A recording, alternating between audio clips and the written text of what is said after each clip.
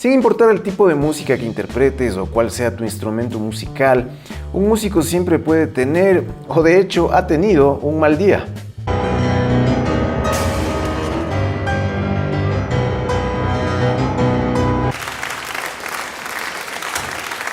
E incluso puede suceder que se te olvide lo que estás tocando.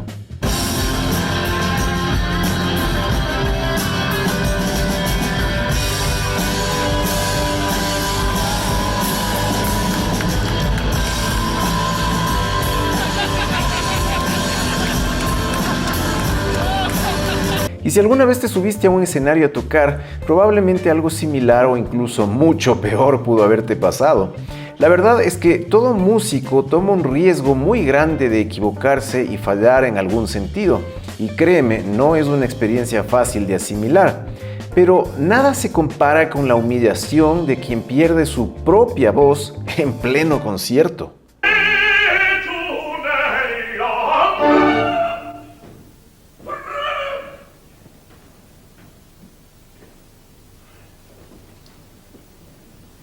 Creo que fácilmente podrás reconocer a este personaje. No es un borrachito cualquiera haciendo el ridículo en un bar karaoke. Se trata nada más y nada menos que de Plácido Domingo, uno de los más reconocidos y afamados cantantes líricos de todos los tiempos, poseedor de una de las técnicas vocales más refinadas y trabajadas del medio musical. Y aún así, su voz no supo responderle cuando lo necesitaba y perdió completamente su control. Y es que la voz no es como ningún otro instrumento musical. A veces da la impresión de que tuviera vida propia. Aquí estamos hablando de producir sonidos con un instrumento que viene de ti y con quien tienes probablemente la relación más íntima y personal de tu vida. Después de todo, hasta tenemos una voz interior que nos habla todo el tiempo. Tu propia voz está contigo en todo momento y circunstancia. Se afecta cuando tienes un resfriado o cuando te ves lastimado emocionalmente o sufres de estrés o simplemente cuando activa alguna molesta alergia. Es algo muy distinto a guardar tu guitarra en el estuche después de una tocada, llegar a tu casa y colocarla en un rincón hasta que sea la próxima vez que la vuelvas a tocar. Tu voz está activa todo el tiempo, cuando hablas con tus amigos, cuando grabas un mensaje de WhatsApp, cuando compras algo en una tienda y hasta cuando le susurras algo al oído a esa persona especial. ¿De qué otro instrumento musical podrías decir lo mismo? Es por esta razón que aspectos psicológicos y de tu personalidad influyen en tu voz. No solo se trata de ponerla a punto con un afinador electrónico y a tocar, lo cual por supuesto no es que sea nada fácil, pero precisamente por este componente psicológico y emocional, a mucha gente le resulta una verdadera proeza animarse a cantar porque se sienten demasiado vulnerables.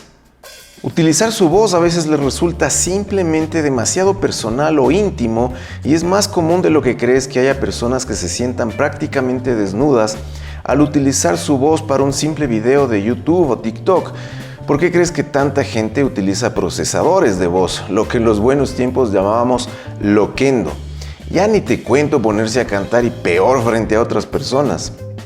Justamente es entonces en este sentido que los últimos días hemos podido presenciar un acontecimiento bastante bochornoso que ha ocurrido con uno de los más reconocidos coaches vocales de internet. Me refiero a Ken Tamplin. Tamplin, que cuenta con un canal de más de 1 millón de suscriptores y cientos de videos sobre técnica vocal, canto y otros temas relacionados, siempre ha tratado de demostrar con hechos que es capaz de hacer lo que enseña. Para nosotros los canales de tutoriales de guitarra es mucho más obvio que no te vas a poner a enseñar una canción de Metallica cuando con dificultad logras tocar 3 acordes, porque es mucho más evidente que primero tienes que demostrar que puedes tocar lo que enseñas. Bueno, pues bajo esta misma premisa, Ken Tamplin siempre demostró cantando que era capaz de enseñarte a cantar, o por lo menos eso era lo que todos creíamos. Resulta que el canal Wings of Pegasus hace unas semanas sacó un video en donde es prácticamente imposible refutar las pruebas de que Tamplin utilizaba pistas que contenían una voz pregrabada en sus tutoriales y que simple y sencillamente lo que veías en ellos era una fonomímica. Ahora, en ningún momento el canal Wing of Pegasus ha dicho que esa voz pregrabada no es Tamplin sino otra persona. Y es así, lo más probable es que sea este coach vocal quien graba las pistas con su propia voz. Tampoco se ha dicho que estas pistas tengan algún tipo de alteración como autotune o algún software de corrección de las notas cantadas, cosa que se ha vuelto extremadamente popular en estos tiempos y de lo que ya hablaremos más adelante. Finalmente, tampoco se asevera que los cursos que Tamplin vende no sirvan o tengan algo de malo. Eso está completamente fuera de discusión. Lo único que se ha comprobado con bastante veracidad es que los videos donde Tamplin aparecía cantando supuestamente en vivo para demostrar la eficacia de sus cursos eran en realidad grabaciones hechas con anterioridad. De hecho, todo esto se descubrió porque también está prácticamente comprobado, y esto dicho por boca del mismo Tamplin, que en unas presentaciones recientes del Vocal Coach se estuvieron utilizando los famosos backing tracks de los que ya hemos hablado un par de veces en este canal. Ahora, más allá de hacer leña del árbol caído, porque no tengo nada en contra de este señor, lo que deberíamos preguntarnos es ¿por qué hizo esto Ken Tamplin? Bueno, pues probablemente por la misma razón que bandas como Wasp, Motley Crue y Kiss han hecho lo mismo. Saben lo vulnerable que puede llegar a ser su propia voz en vivo y han tomado las previsiones del caso. Primero, para no arriesgarse a pasar por los mismos incidentes bochornosos que han tenido que sufrir vocalistas de rock como Jon Bon Jovi, Axl Rose, Steven Tyler, Dave Mustaine y un largo etcétera, ya que la lista se incrementa a medida que estos señores van entrando en la tercera edad, o porque han descuidado su salud vocal, o simplemente porque pensaron que su voz respondería mejor de lo que terminó sucediendo en la realidad.